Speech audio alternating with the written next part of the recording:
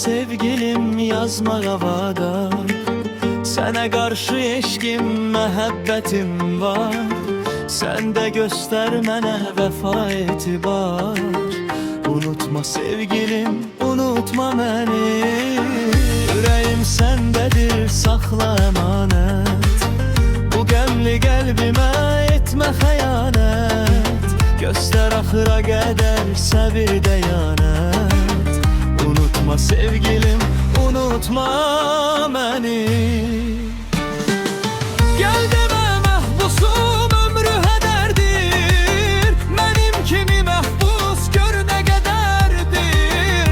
Bu zindan həyatı gəldi gedərdir. Unutma sevgilim, unutma məni.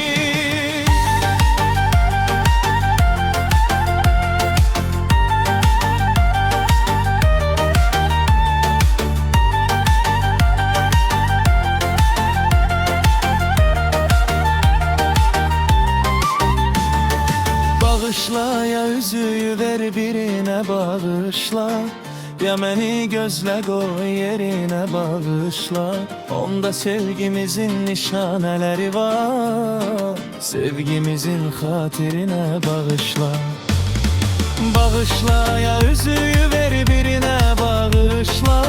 Ya məni gözlə qoy yerinə bağışla.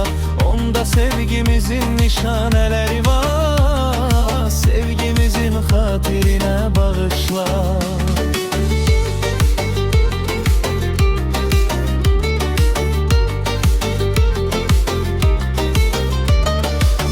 Vəfasız olma gəl, pistir bu adət. Vəfalı ol gülüm, qəlbim şad et. O ötən günləri hər dəfə yad et. Unutma sevgilim, unutma məni. Vəfalı olmasan bizimki tutmaz. Mənim bu göz yaşımı günəş qurutmaz.